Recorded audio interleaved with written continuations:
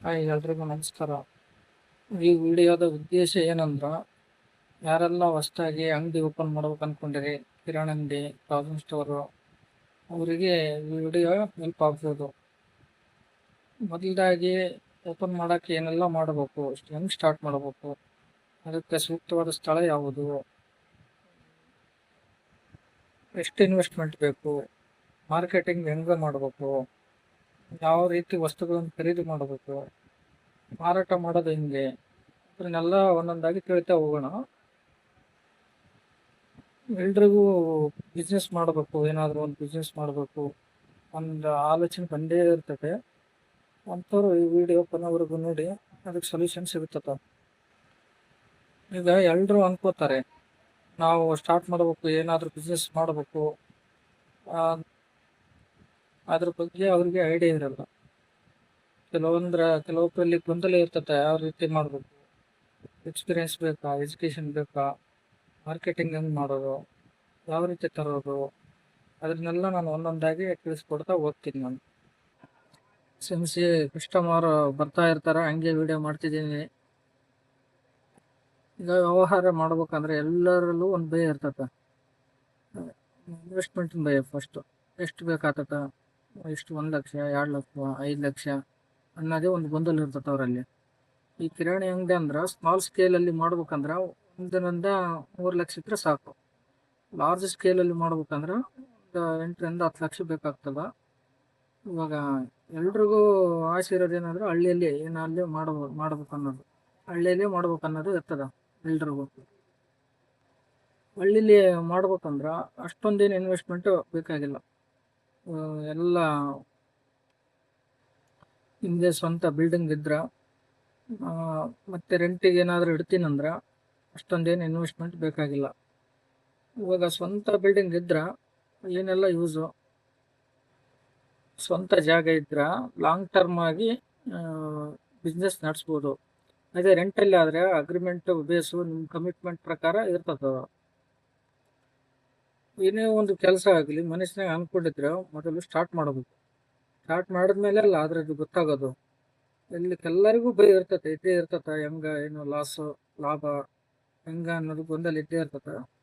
ಈ ಕಿರಾಣಿ ಅಂಗಡಿಯಾಗ ಅಂದ್ರೆ ಜಾಸ್ತಿನೂ ಲಾಭ ಇಲ್ಲ, ಜಾಸ್ತಿನೂ ನಷ್ಟ ಇಲ್ಲ, ಮೀಡಿಯಮ್ ಇರ್ತದೆ.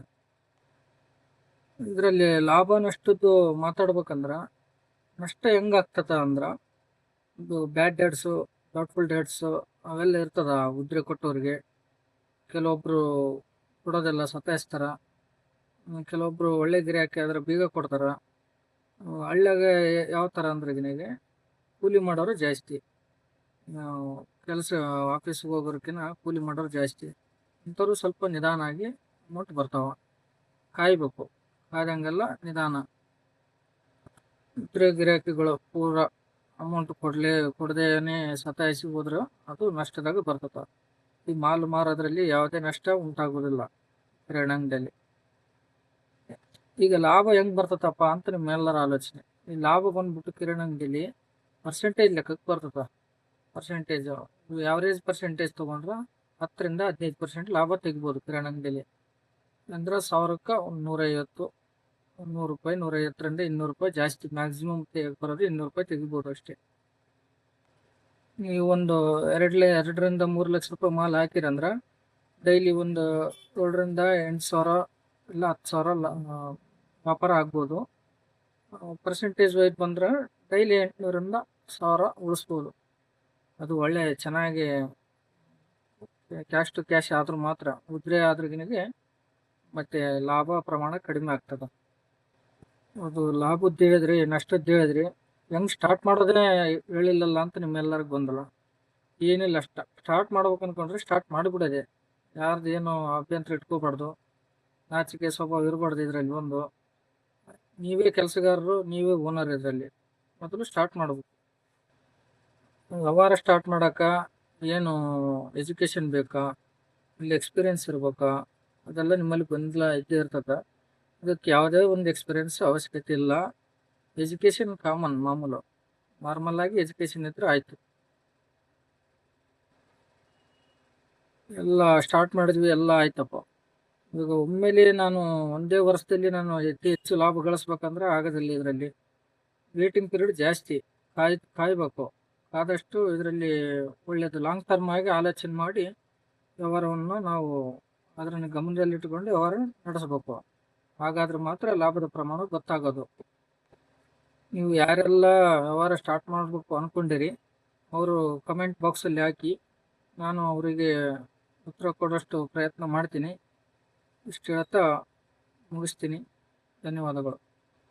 ಮುಂದಿನ ವಿಡಿಯೋದಲ್ಲಿ ಬೇಕಾದರೆ ಎಲ್ಲ ಮಾತಾಡೋಣ.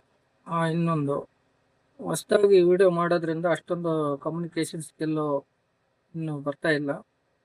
ಸಾಧ್ಯವಾದಷ್ಟು ಇದನ್ನು ಸರಿ ಮಾಡಿಕೊಡ್ರಿ. ಮುಂದಿನ ವಿಡಿಯೋದಲ್ಲಿ ಬೇಕಾದರೆ ಎಷ್ಟೆಲ್ಲ ಇನ್ವೆಸ್ಟ್ಮೆಂಟ್ ಬೇಕು, ಮತ್ತು ಅದನ್ನು ಯಾವ ಥರ ಹ್ಯಾಂಡಲ್ ಮಾಡಬೇಕು, ಕಸ್ಟಮರ್ನ ಯಾವ ಥರ ನಿಭಾಯಿಸ್ಬೇಕು, ಯಾವ ಥರ ಮಾರ್ಕೆಟಿಂಗ್ ಮಾಡಬೇಕು, ಅದನ್ನೆಲ್ಲ ನೋಡ್ತಾ ಹೋಗೋಣ ಒಂದೊಂದಾಗಿ. ನಮಸ್ಕಾರ.